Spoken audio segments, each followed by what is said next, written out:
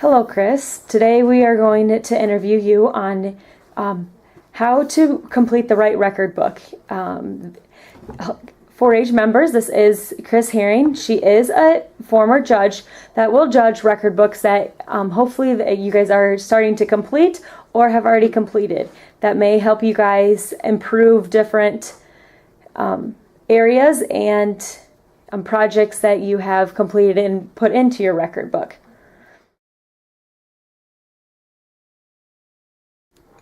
Who does record books and why are they required? Record books are done by 4th graders through 12th graders, and they are required if you want to apply for completion awards or record book awards, record keeping awards, or project awards.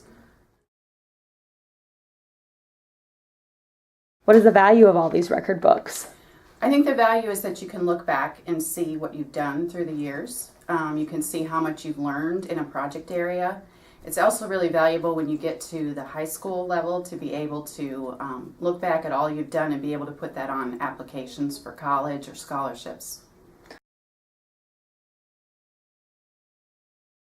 When judging record books, what are you looking for in a successful record book?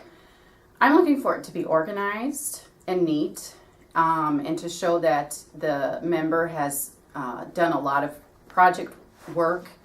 And that they've learned something, perhaps that they have a good goal and then they're able to meet that goal.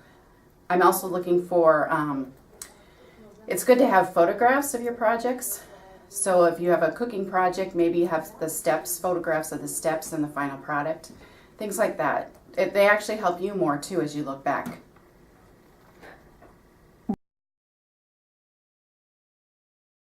What are record book forms and where can they be found?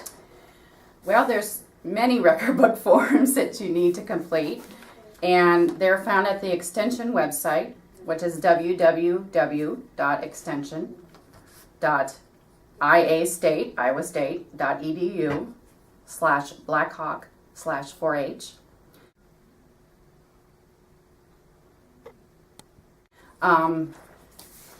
You'll need to complete a checklist where you mark off the awards you want. You'll need to complete a questionnaire as to why you think you deserve each of the awards you're applying for. And then you'll need to do a yearly summary and also a project sheet for every project that you want to put in your record book. Now, do you guys request the kids to type up their record forms or write them out? It really doesn't matter. If they type it up, it's a lot easier to read. So that would be my recommendation. But if they don't have access to a typewriter or computer, that's fine to just handwrite it. Is there a specific order record books should be laid out? There is. I believe that's also online, but you're going to want to start with your awards form, and on the back of that should be your leader statement, because your leader is going to look through your record book before it comes to the extension office. And then the next forms you're going to need are 4-H awards information forms. And these you just tell why you think you deserve the award and what you've done in your project area. After that, you're going to have a title page where you have a photograph of yourself and your name, your age, your grade, what club you're in, and how many years you've been in 4-H. And right after that comes the yearly summary. This is about 4 pages long, and it gives you a chance to tell what you've done in 4-H, what type of ribbons and awards you won, and also what you've done like at school and in your community. So that comes next. And then if you won any awards the previous years, you can put those right behind that. And then you start with your project records. If you're 4th through 6th grade, you would do a basic form. If you're 7th or 8th grade, you do intermediate, and 9th through 12th does this advanced form that has a lot more information on it. And then after your project records is where you put pictures of your project if you've taken some. And then You just start over and do that over and over again until you've done all your projects. What are 3 important do's and don'ts that you've seen in the past that members should know about creating their record book? Excuse me. Do would be to be, again, organized and neat. Do include photographs as much as you can of your projects. Do also think through what you want your goal to be. That is one of the questions on the project record. Think about what you want your goal to be and how you were able to meet that goal. Or sometimes you can't meet that goal, and you can put that in your record book as well.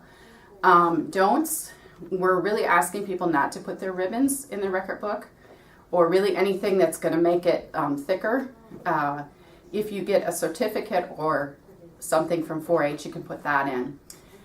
Do not put things in that are not 4-H related. Like if you make the honor roll at school, don't put that certificate in your record book. It should only be for 4-H. And one more. I guess I'll just say don't be afraid to do a record book, because it's really not that difficult, and it's a lot of fun to look back, a few years from now at what you did.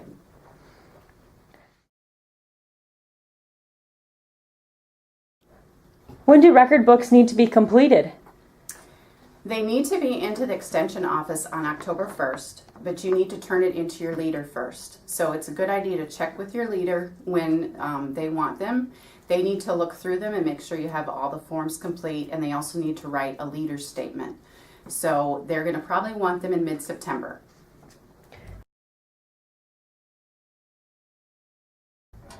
With all this being said, do you have any other advice for our 4-H members while completing their record books? I just try to enjoy it. My kids sometimes think it's a chore, but they really enjoy looking back at what they did, all the way back to 4th grade, 5th grade, and it's a good thing to have as a record of what you've done. Well, thank you very much, Chris, and good luck to all you 4-H members.